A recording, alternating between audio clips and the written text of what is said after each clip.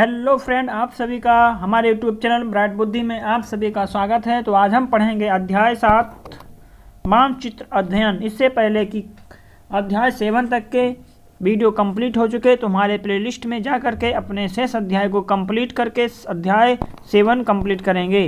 तो चलिए आइए क्लास 6 की हमारी दुनिया भाग 1 बुक की एनालिसिस है।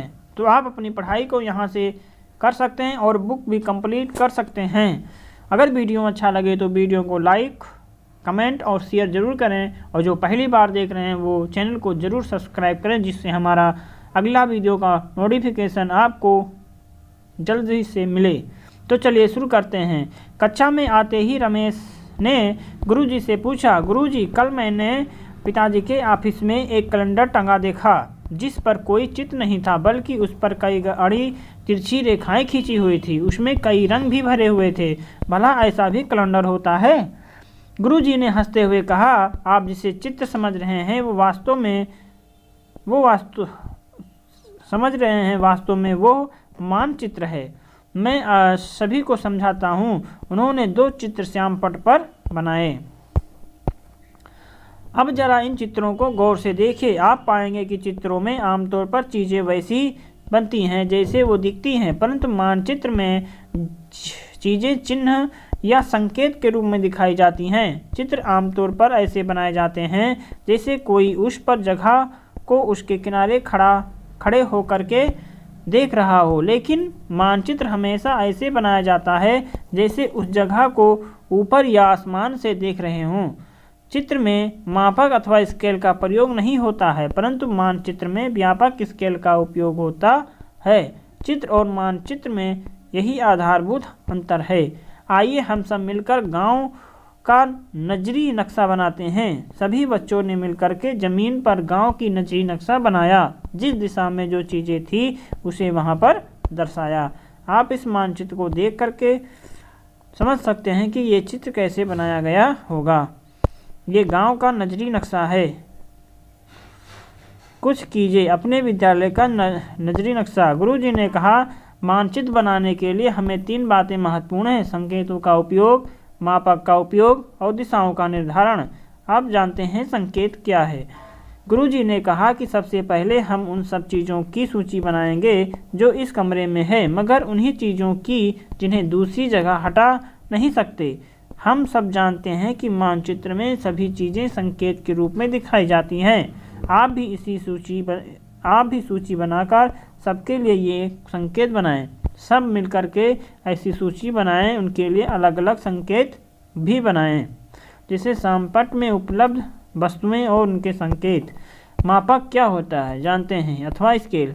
उन्होंने बच्चों को समझाया कि इतने बड़े कमरे का मानचित्र बनाने के लिए पहले हमें इस कमरे की माप लेनी पड़ेगी, तभी हम इसका छोटा मानचित्र बना सकते हैं। इसके लिए उन्होंने बच्चों की टोलियां बनाई, कमरे की लंबाई चौड़ाई मापने के निर्देश दिए और सभी बच्चों ने मीटर स्केल से इसकी माप ली। कुछ कीजिए, आप भी अपने विद्यालय के कमरों की माप टोलियों में बंट करके कीजिए एवं माप अपनी कॉपी पर अंकित भी कीजिए। सभी बच्चों ने कमरे की लंबाई चौड़ाई मापी। कमरे की लंबाई 6 मीटर, चौड़ाई 3 मीटर थी। उन्होंने बच्चों से सवाल पूछा, अगर हम इतना लंबा नक्शा बनाएं तो हम बड़ा कागज़ लेना पड़ेगा। ज़रा सोचिए, जिला, राज्य, देश का नक्शा बनाने के लिए कितनी बड़ी कागज़ की ज़रूरत पड़ेगी। सभी बच्चे अचंभित थे। रोहन ने कहा, गुरुजी किताबों में देश के नक्शे तो बने होते हैं। गुरुजी ने बताया, बिल्कुल ठीक। जब हम जमीन पर की कम दूरी को मानचित्र पर दिखाते हैं तो वो बड़ा स्केल में दिखाते हैं, परंतु जब ज़मीन की अधिक दूरी को दिखाना होता है तो छोटे स्केल का सहारा लेते हैं। जैसे अगर हम भारत का मानचित्र बनाएंगे तो कागज़ पर दर्शाने के लिए हमें छोटे स्केल का सहारा लेना पड़ेगा, नहीं तो हमारे कागज़ में यह मानचित्र नहीं समा सकता। हम ज़मीन पर की छोटी छोटी विशेषताओं को भी आसानी से दिखा या समझा सकते हैं। इसीलिए अगर हम स्कूल का मानचित्र बनाएं तो बड़े मापक का सहारा लेना पड़ेगा। 1 सेंटीमीटर बराबर 1 मीटर। 1 सेंटीमीटर बराबर 1 मीटर। ये इम्पॉर्टेंट लाइन है, आप इसे कर सकते हैं कि 1 सेंटीमीटर में कितना मीटर, तो 1 मीटर होता है, मतलब मान के। परंतु अगर देश का मानचित्र बनाना है तो 1 सेंटीमीटर बराबर 100 किलोमीटर, ये माप करके लिखा जाता है। गुरुजी ने बच्चों को आगे समझाया कि पहले आप लोगों ने दीवार को मीटर स्केल से मापा और नक्शा बनाने के लिए 1 सेंटीमीटर को 1 मीटर स्केल के बराबर माना, परंतु अर्थात आपके नक्शे में अगर कोई दूरी 1 सेंटीमीटर है तो वास्तविक रूप में कमरे में वह 1 मीटर के बराबर है। 1 सेंटीमीटर को माना गया है 1 मीटर। मानचित्र या नक्शे पर 2 स्थानों या बिंदुओं के बीच की दूरी तथा धरातल पर उनकी वास्तविक दूरी के अनुपात को मापक कहा जाता है। ठीक इसी प्रकार हर मानचित्र में एक मापक दिया होता है, जिससे पता किया जा सकता है कि नक्शे में जो दूरी है वो वास्तव में कितनी दूरी के बराबर है। इसी प्रकार हम मानचित्र को छोटा बड़ा कर सकते हैं। आइए हम सब इसे बना कर देखें। सभी ने अपनी अपनी कॉपी पर स्केल की सहायता से मानचित्र बनाया। अब गुरुजी ने जो सोचे जहाँ जहाँ थी उसे मानचित्र में बनाने के लिए कहा। सभी मिलकर मानचित्र में दरवाजे खिड़की सही जगह पर बनाएं। गुरुजी ने सभी को इन्हें संकेत के रूप में बनाने को कहा। क्रियाकलाप विद्यालय का नक्शा बनाएं। दिशाएं। गुरुजी ने सभी बच्चों को अपना अपना नक्शा एक दूसरे को मिलाने को कहा। रमेश ने कहा, गुरुजी मेरा नक्शा तो सोहन के नक्शे से नहीं मिल रहा है। गुरुजी ने बताया कि इसमें तो गड़बड़ी हो गई क्योंकि आपने इसमें दिशा दर्शाई ही नहीं। नक्शे में उत्तर दिशा जो ऊपर की ओर होती है उस ओर की वर्ग कक्ष की उत्तरी दीवार दिखाई जानी चाहिए। इसके लिए मानचित्र में दिशा सूचक रेखा बनाई जाती है। जैसे सबने अपने नक्शे को ठीक किया, अब सबके नक्शे आपस में मिल रहे थे। गुरुजी ने बच्चों को बताया कि मानचित्र से हमें बहुत सी जानकारियाँ प्राप्त होती हैं। मानचित्र कई प्रकार के होते हैं। जानते हैं कि भौतिक मानचित्र, इसमें हम पर्वतों, पठारों, मैदानों, नदियों, महासागरों आदि को दर्शाया जाता है। राजनीतिक मानचित्र में जैसे गांव, शहर, राज्य, देश, विश्व के विभिन्न देशों तथा उनकी सीमाओं को दर्शाने वाले मानचित्र राजनीतिक मानचित्र कहलाते हैं। थीमेटिक मानचित्र, इन मानचित्रों में दी गई सूचनाओं के आधार पर उनका नामकरण किया जाता है। जैसे जलवायु मानचित्र, वनस्पति मानचित्र, जनसंख्या मानचित्र, वर्षा मानचित्र और उद्योग मानचित्र।